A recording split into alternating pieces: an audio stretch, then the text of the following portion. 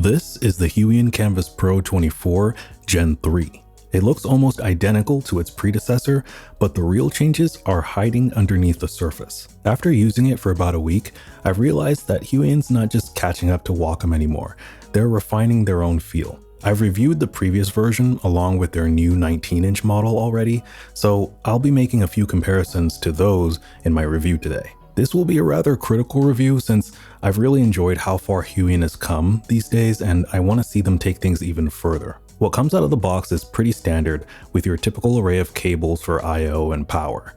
What's new here is the pencil case, HUION's new key dial remote, and a G1 color calibration tool. As for the tablet, at a glance, it looks nearly identical to the first model. Aside from some slightly varying panel gaps, the build quality is nice and robust, but not as nice as the sleek silver edge from the Kamvas Pro 19. It has the same flip-out legs as the last time, which are plenty sturdy enough, and the entire device is light enough to move around, even with the stand attached.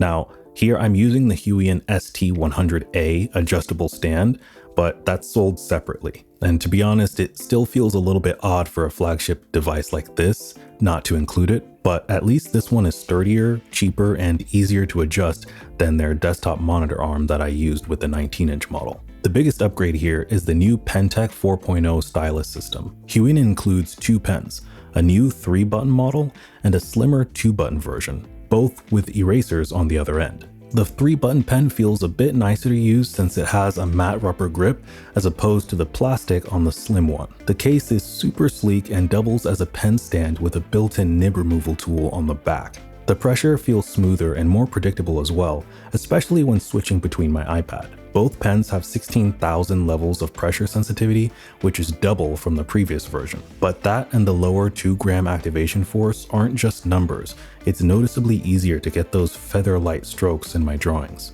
Both pens support 60 degrees of tilt and auto alignment. And that's actually a physical limitation because right around 60 degrees is where you're going to notice the barrel of the pen starts to touch the glass. HUION says that tracking is enhanced with less parallax. And in my opinion, it is better, but not 100% intuitive just yet. If you look at it from the side as you draw, there is a clear gap between the nib and the pen, and that can be a little bit difficult to adjust to if you're used to using iPads and other mobile devices to draw. In this day and age, I simply don't think we can say there's no parallax on these big desktop display tablets.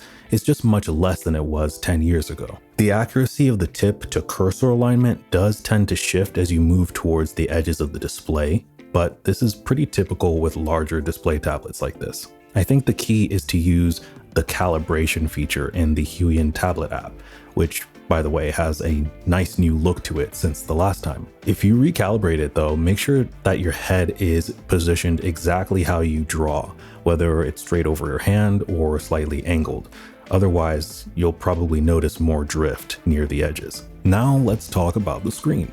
This might be HUION's most color-accurate 4K display yet. Side by side with my studio display, on the user default, it's nearly identical, with rich contrast, no sparkle, and HUION's Canvas Glass 3.0 anti-glare texture. It supports 98% of the DCI P3 and Display P3 color gamuts, which make it look even more vibrant. It even includes a black and white mode, which can be helpful for correcting values as you paint. All of this is to be expected since HUION provides a factory calibration report with a delta E of less than 1 for each model. The included G1 color calibration tool only works on Windows devices, so I was unable to test it out this time. Although this display is fully laminated, I still think more needs to be done for it to truly achieve zero parallax. The contrast is nice and rich, and the display is free of any rainbow sparkle, to my eyes at least.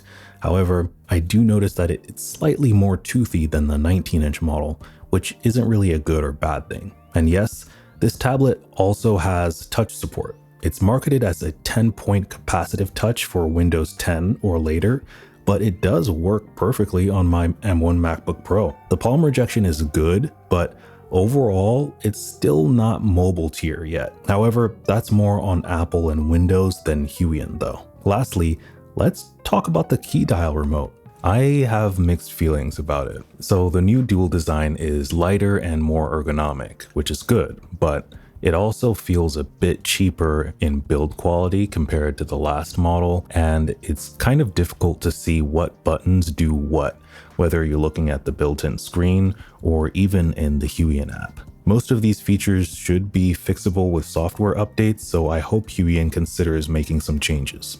Overall, the Kamvas Pro 24 Gen 3 is HUION's most refined large format tablet yet. It's responsive, color accurate, and easy to set up. But if you already own the Gen 2, I'd say the upgrade isn't essential. At the time of this recording, that one is still on sale on HUION's website for over $350 less than this model, which retails for about $1,400 USD. But still, if you're in the market for your first 24-inch display, at this price, this one's hard to beat.